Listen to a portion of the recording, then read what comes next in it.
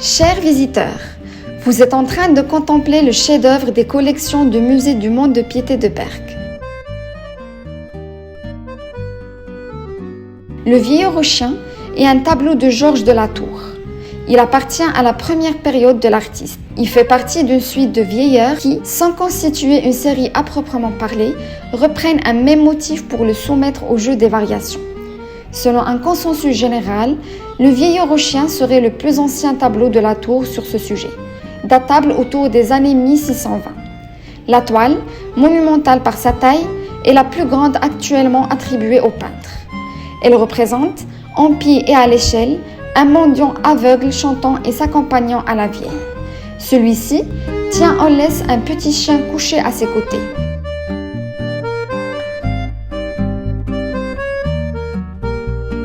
Vous êtes en train de contempler la statue de Maurice Ringot, un sculpteur français né en 1880 à Berck et mort en 1951 à Malo-les-Bains.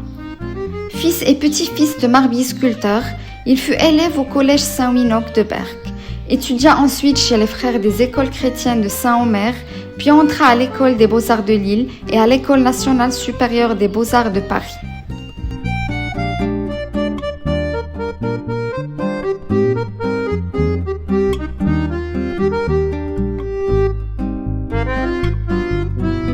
Maurice Ringot fut un maître de la statuaire, un artiste capable de sculpter tous les styles, du classique gréco-romain appris aux beaux-arts au stylisé de ses derniers personnages, en passant par le néo-gothique, le romantique et le moderne style de la Belle Époque.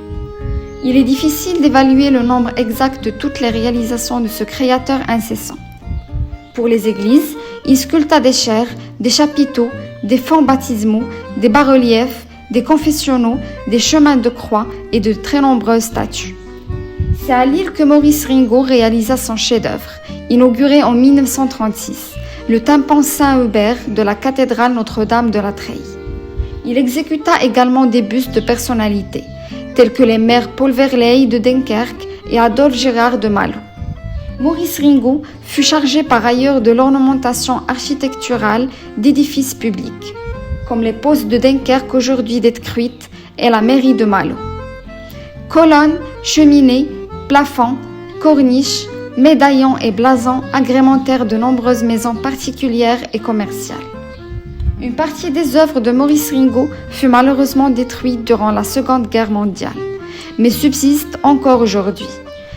En guise d'exemple, le géant de la ville, l'électeur de Lamartine, créé le 21 septembre 1913.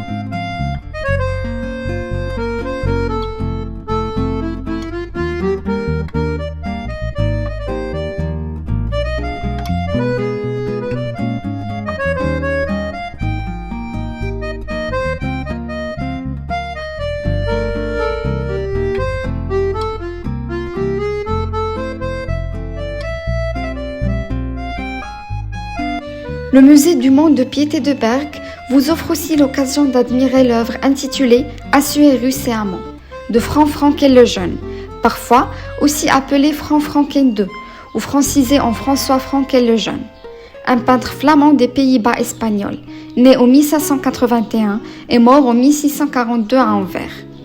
Il crée des retables et des panneaux de meubles et acquiert sa réputation principalement grâce à ses petites et délicates peintures de cabinet aux différents thèmes. Il est le membre le plus connu et le plus prolifique de la grande famille d'artistes Franken. Il joue un rôle important dans le développement de l'art flamand dans la première moitié du XVIIe siècle, grâce à ses innovations dans de nombreux thèmes. y compris les scènes de genre et son introduction de nouveaux sujets. Il est un collaborateur fréquent des principaux peintres anversois de son temps.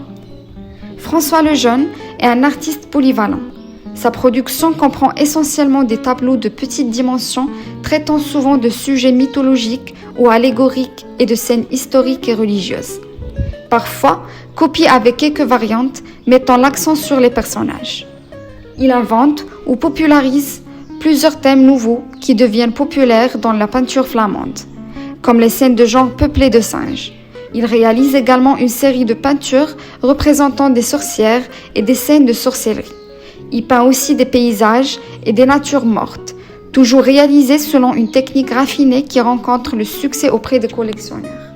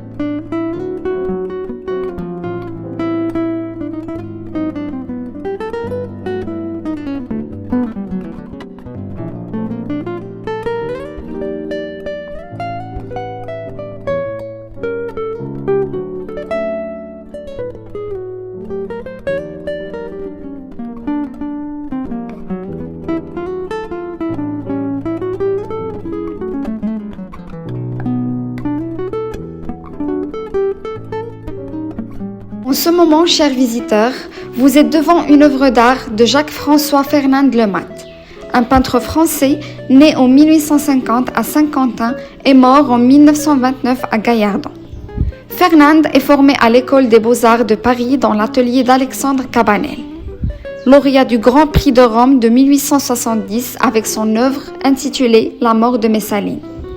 Il expose à plusieurs reprises au Salon de Paris et reçoit la mention honorable en 1872, la médaille de 3e classe en 1873 et la médaille de 1re classe en 1876. En 1889, il obtient une médaille de bronze à l'exposition universelle. Le musée du Mont de Piété de Berck lui consacre sa première exposition rétrospective en 2017, intitulée « De l'usage du beau ».